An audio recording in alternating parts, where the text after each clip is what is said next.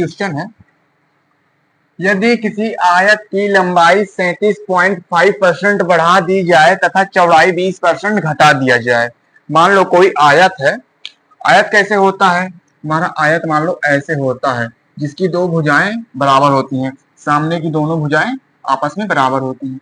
ये हमारा आयत है, जिसकी जो है लंबाई 37.5% बढ़ा दिया जाए, यानी कि जिसकी लेंथ है, इसको बढ़ा दिया जाता है, 37.5% बढ़ा दिया जाता है, और जो है उसकी चौड़ाई 20% घटा दी जाती है। यानी कि इसको क्या किया जाता है, इसको वृद्धि की जाती है, और इसकी जो चौड़ाई है इसमें 20% कमी की जाती है। इसकी चौड़ाई में 20% जो है कमी कर दी जाती है। तो क्षेत्रफल में कितना परिवर्तन होगा? तो क्षेत्रफल क्या होता है? तो क्षेत्रफल जो होता है, तो आयत का क्षेत्रफल बराबर होता है लंबाई गुणे चौड़ाई। ये हमारा सूत्र है कि क्षेत्रफल जो होता है लंबाई गुणे चौड़ाई। तो हमारा जो 37.5% बढ़ा दिया जाता है, इसका फ्रैक्शन वैल्यू निकाल लेते हैं और इसका फ्रैक्शन वैल्यू निकाल लेते हैं। तो एक हमारा होगा ये प्रारंभिक, और ये हमारा नया। तो हमारा जो 37.5% है इसको निकाल लेते हैं, इसका जो फ्रैक्शन वैल्यू निकाल लेते हैं। तो ये 0.5%, यानी कि आधा।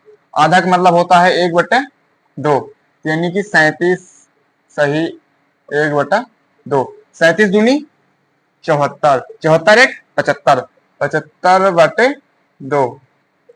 ये क्या है? ये भी परसेंट में है। परसेंट से इसको फ्रैक्शन वैल्यू बदलना है, तो इसको परसेंट हटाने के लिए, परसेंट मतलब होता है 1/100। तो हम क्या करेंगे कि 75/2 गुणे 1/100। तो 25 तिया 75, 25 चौको 100, यानी कि 3 एक कम 3, 2 चौको 8, 3/8 हमारा आ गया। इसमें क्या बोला है कि 37.5% बढ़ा दिया जाए। जो हमारा प्रारंभिक जो हमारा मूल है वो कितना है? 8 है। ये क्या है? ये हमारी लंबाई है, 8 है। तो बढ़ा दिया जाए, कितना बढ़ा दिया जाए? तो 8 से कितना बढ़ता है? 3, 8 3 11। तो बढ़ के हमारा 8 से कितना हो जाता है?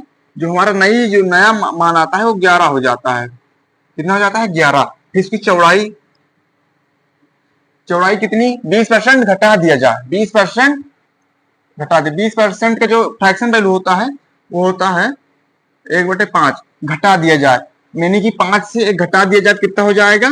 4, 4/5। तो कितने से घटा दिया जाए? तो 5 से। 5 से कितना घट रहा है? 5 से घट पहुंच जाता है 4। तो हमारा जो क्षेत्रफल का सूत्र होता है लंबाई गुणे चौड़ाई, यानी कि इन दोनों में गुणा कर देना है। तो 8 5 40, 11 चौक 44। इसमें पूछा क्या है कि क्षेत्रफल में कितना परिवर्तन होगा, यानी कि कितना परसेंट बढ़ेगा या कितना परसेंट घटेगा।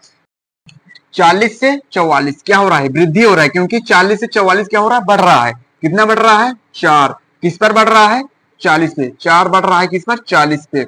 अगर इस परसेंट में निकालना है तो गुणे 100, तो हमें पता चल जाए कितने परसेंट बढ़ रहा है। तो 4 दहम 40, 0 से 0।